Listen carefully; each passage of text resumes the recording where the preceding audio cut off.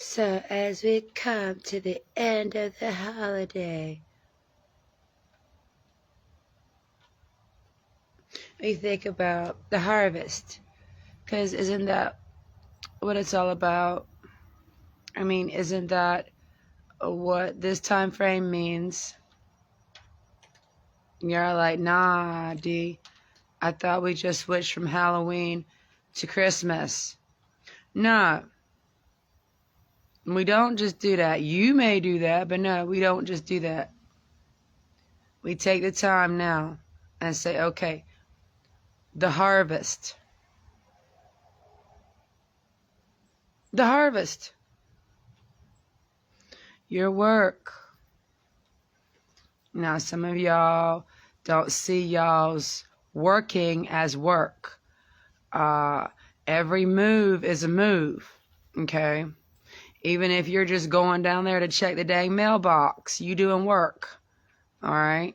If you don't go walk down there to check the mailbox, you just walk to your freaking door to get the mail, and you open the mail. All that is work. If you don't do it, it don't get done. Congratulations for those of you who do the mailbox.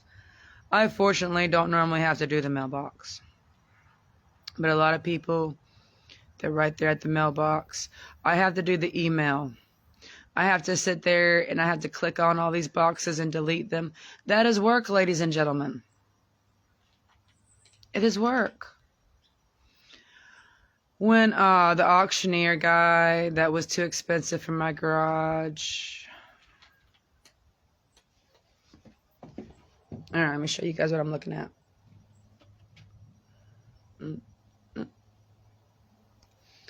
When he came down, yes, I had some questions for him. He was the second one in a series of appointments. So, you know, they say you should never assume things.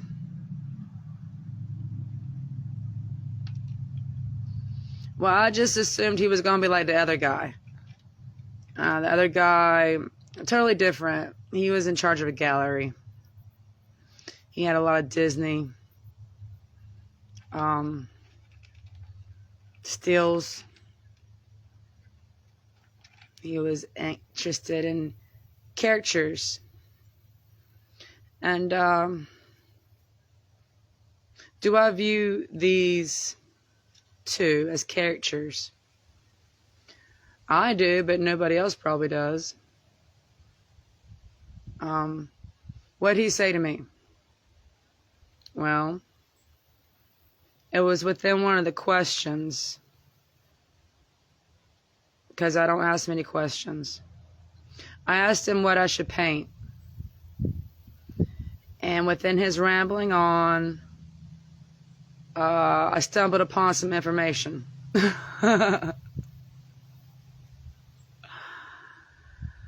I'm actually doing work when I'm looking at this thing. And I should actually have a time clock clocked in somewhere, keeping track of how many minutes I spend staring at it. I was like, what? No way. Are you serious? And I tried to kindly explain to him that that's not really going to work well for me, because normally when I get at it, normally I'm doing about 3 different canvases, and I'm pausing for one to dry and picking up another, and I do it in a circle, and I come back to the first one after I'm done with the other 2, and then I come back, and I keep on doing that until I feel good about things and I can put it down. But I never, in my wildest dreams, imagined that me looking at this and thinking, yeah, it's about time I add that purple in, that I was supposed to count that. So, when you're looking at your yard and you're watching it get overwhelmed with, as in my instance, kids' toys.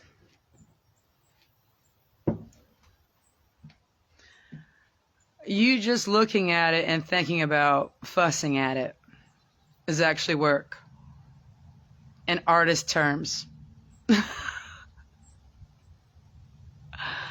you're just looking at it. It's actually distracting you from what apparently you're supposed to be doing, which is looking at the canvas, thinking about where you're going to put the color purple. Both of these activities are considered work. One is getting a child to learn to pick up their toys. The other one is artist expression. Thinking about where. Oh, no, you don't, Buttons. Oh, no, you don't, Buttons. You don't get to jump in the house. Mama's airing out the house. It's going to smell like fall in there in just a minute. Yeah. That's right. I'm mad at Fluffface. Yeah, that's right. I'm mad at Fluffface. Fluffface keeps on arguing with Candy Girl over the cat box and some sort of weird, I don't know. Not really privy to much information there, but something's going on. I don't take kindly to Fluffface refusing to use the cat box now. So I'm airing out the house, and Bluey cotton balls and Buttons can just stay outside while I do so. Yeah. Oh, what up, person who just came on here? We was talking about the harvest, one of my favorite topics, and how regardless of how petty you think your work is, even if you're just thinking about doing work, like I was looking at, oh, hey, it's family, yay! When you're just thinking about doing work, you're thinking about it. That's actually also doing work in itself, because you're actually taking time to think, well, here's this canvas. It's two beautiful feathers. Where do I want to put the purple in this piece of artwork? What kind of purple do I want to do? Do I want to do metallic purple that matches the green and blue? Or do I want to do something that's more glittery and bring glitter into the painting, which it has none? So when I think about this color purple that I'm eventually going to add to this beautiful piece of artwork, while I'm thinking about it, the auctioneer felt like I needed to tap in on a time clock somehow have a equation or a number or a figure in my head of how long I thought about doing it, even if it was a blank canvas. And now that was trippy, my friends, because I'm not thinking about how much time I put into a piece of artwork. I'm just thinking about what size it is, how much paint's involved, and making it like a flat fee so that way people are like, okay, this is a medium large, it goes for this price.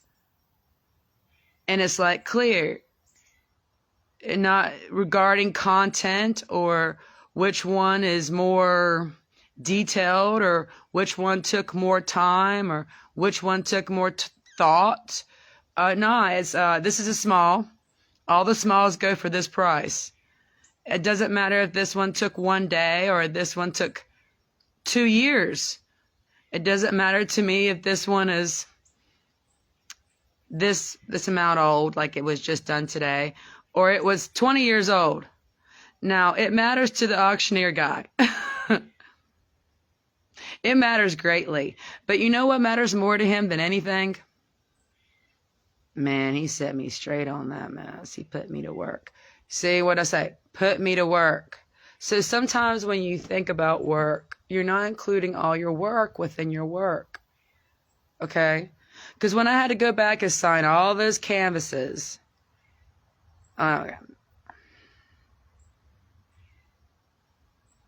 because that was the answer to the question of, what should I paint?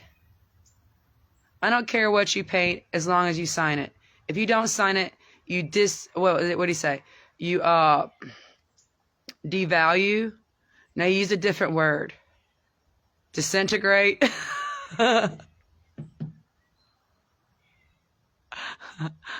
The estimation of the value of your painting goes down. You downgrade. Anyway, so you don't care. Sign it. Work on your signature. Make my job easy. Don't make me come back down here. Was it he a peach? Actually, I anticipate one day him returning. Him saying, well, you don't live in the city no more, do you? Nah. But you have to think about your work, right? What kind of work do you do? What's it for? Do you feel like you're doing good work? Do you feel like it's a positive thing for others? Do you feel like you're harming others by accident because you're just going to work? You know, never become that button pusher. The person who pushes the button and that button causes harm. Never end up that person. Rearrange your life so you don't get put in that position to be that person. Protocol is great and all, but sometimes you just can't follow it because of your own heart. And if your own heart says, I don't think I can sleep at night, then you follow your heart, right? It's just what you got to do. And the more complicated this world gets, the more you have to remember our history, our own doings, our own wrongs, our own triumphs, our own missteps, and learn from it, right? Because everything's a cycle. It's going to come back in the rewash. It's just going to come back in a different style. Like, you know, your girl was rocking them overalls, right? That's because overalls came back in trend. Yeah, there was something, you know, crisscross, makes you want to jump. Yeah, we were wearing those things backwards.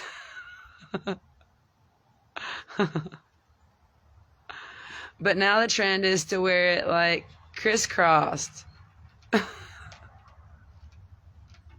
I tried to show you guys how to wear them appropriately. But know that your work is your work. And when the harvest time comes in, you get to really see the outcome of all the work you've done. And now when the harvest is over, right, there's this little time frame before winter hits. And winter is when things sort of shut down a little bit. But we're in an artificial environment. So we're all focused on evergreen trees with beautiful twinkly lights and a big old fat man in a red suit. No offense, Saint Nick.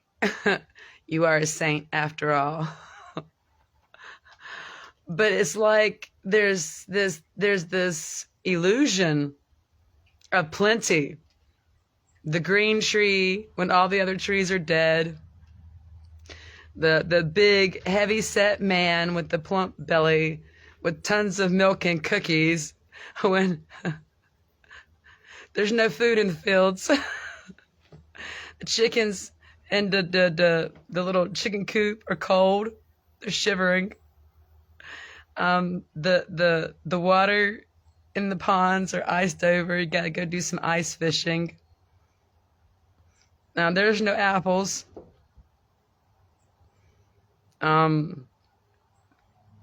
There is no cookie tree. There is no tree out there you go get cookies from.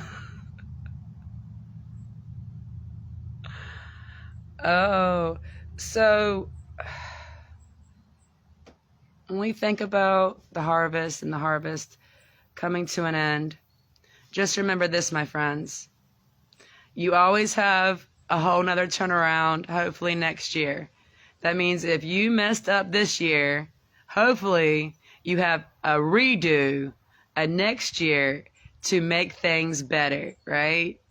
And learn from your mistakes. See you laters.